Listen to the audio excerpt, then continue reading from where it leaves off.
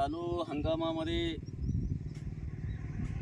पाऊस वेळेत सुरू झाल्यामुळं आणि गेल्या वर्षामध्ये लोकांनी तापमानाच्या झळा सोसल्याच्या अनुषंगानं आम्ही सन 2019 सालापासून इंद्रायणी फाउंडेशन मेडशिंगी या संस्थेच्या मार्फत अनेक उपक्रम आजपर्यंत राबवलेले आहेत।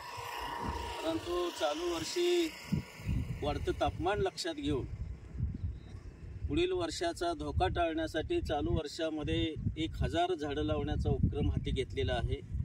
त्या अनुषंगानं मग कुणाचा वाढदिवस असेल, कुठला विविध कार्यक्रम असतील, धार्मिक कार्यक्रम असेल, अशा ठिकाणी जाऊन जिथं जिथं जागा असेल, जिथे जिथं बांध असतील शेतीचं, त्या ठिकाणी जाऊन वृक्षारोपण करण्याचा उपक्रम हाती घेतलेला आहे।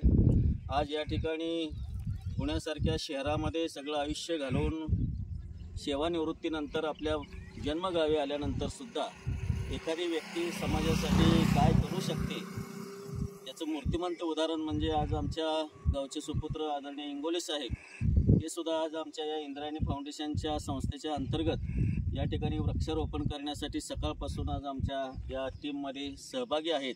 मी इंद्रायणी फाउंडेशनच्या वतीनं त्यांचं अंतःकरणपूर्वक या ठिकाणी स्वागत करतो, अभिनंदन करतो। आज या तरुण मुलांनी कुठली तरी वेगळी वाढ धरण्यापेक्षा एक सामाजिक बांधिलकी म्हणून आपण ज्या मातीत जन्माला आलो, ज्या कुशीत जन्माला आलो, ज्या देशात जन्माला आलो, ज्या गावात जन्माला आलो, त्या गावचं ऋण फेडण्याची काही नैतिक जबाबदारी प्रत्येकाची असते।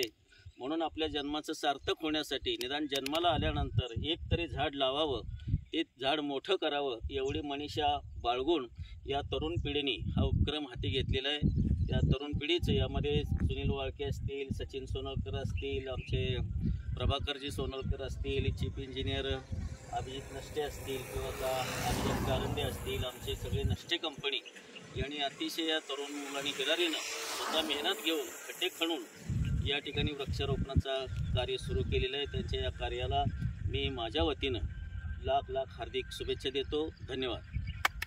हां बोला।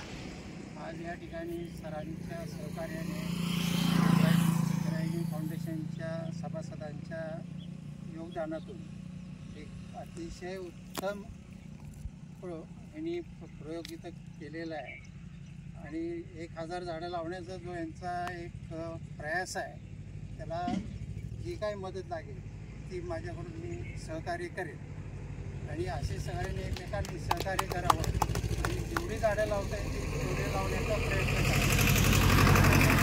वाढणार आहे, तुमच्या मुलांचं आयुष्य वाढणार आहे, निसर्गाचं पर्यावरण राखलं जाणार आहे।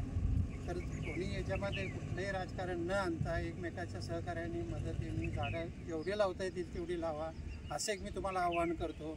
2 शब्द संपवतो।